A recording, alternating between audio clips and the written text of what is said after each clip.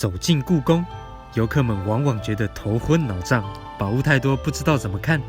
今天特别挑选几件代表性的馆藏跟大家介绍。看完这期以后，不要再只看翠玉白菜、肉形石跟毛公鼎啦，准备好来场深度之旅吧！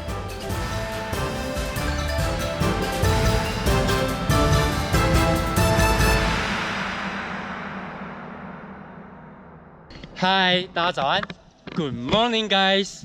Welcome to National Palace Museum. 我们今天来到故宫博物院啦。那大家都知道，故宫呢是华人的宝库，里面有非常多珍贵的文物。今天我们就花时间带大家看看里面有什么宝贝吧。就从有甲骨文记载的商朝开始吧。龙冠凤纹玉饰，那大家可以看到有龙有凤哦。两旁呈圆弧状，那凤凰的头上有龙，像这种以龙凤为题材的主题，在商朝是非常典型的构图方法。然后我们可以看到，就是在凤凰的脚下，颜色比较深哦，所以我们也可以推断，就是这个玉饰呢，它应该是长期插在某个器物之中。在《诗经·商颂·玄鸟》有提到。天命玄鸟降而生商，所以我们可以知道，就是商朝也跟玄鸟这个神话有关啦。然后像这个玉烧啊，它在祭祀当中也发挥很重要的功用，它可以招降，也可以用来招附神灵，就是商朝跟这种神权啊、宗教有很大的关系啦。现在我们看到呢，这个叫爵，它是一种酒器。那大家如果有看古装剧啊，有些演员他可能就要喝酒，有没有？直接拿那个爵起来就喝。可是其实这应该不太对，因为像大家有看到有没有？这个爵上面有2根，那如果你直接喝的话，应该会插到。所以其实正确的喝法应该是，你把酒倒到这个爵当中，然后再倒出来到可能杯子之类的。所以大家如果有在看古装剧，他如果直接拿来喝，他可能就不太考究啦。现在来带大家看故宫博物院的镇馆之宝之一毛公鼎。它厉害的地方呢，就是它里面刻的500字铭文是目前世界上现存的青铜器当中刻有铭文当中最多的。好，那这段经文描写了什么呢？就是描写在西周晚期，周宣王他册封毛公，请他治理国事。那因为周宣王在位的时候他还很小，所以就请他的叔叔毛公出来帮他。那毛公他就建造这个鼎，把这段事迹刻在里面，那也是为了感谢周宣王。题外话，如果各位朋友有机会去上海博物馆的话，上海博物馆也有一个鼎叫大克鼎，也是宝贝，可以去看。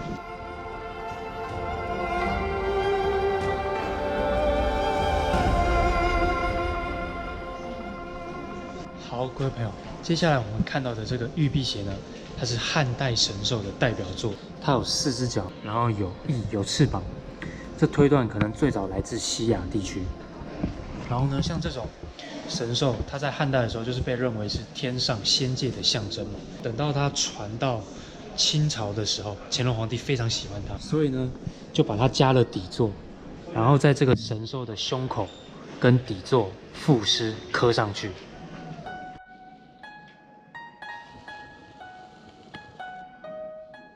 现在在我们前方的呢，就是唐代的灰陶家彩仕女俑了。我们就直接讲，它就是看起来比较丰腴圆润的体态嘛。然后可以看它的眉毛有没有？眉毛细细的，虽然脸圆圆的呢，不过嘴巴蛮小的，有张樱桃小口。好，然后看到它的手，右手放胸前，左手自然垂下来。其实，在唐代，这种陪葬的风气非常盛行，像这个仕女俑。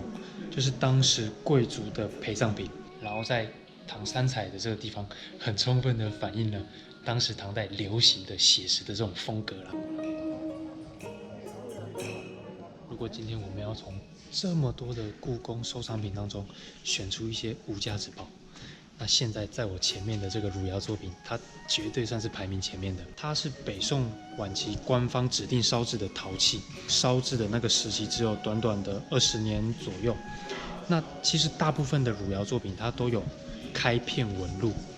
那前面这个汝窑作品它之所以这么的厉害，就是因为它是目前传下来的汝窑作品当中唯一一个没有纹片的啦，所以就显得它非常的尊爵不凡，非常的珍贵。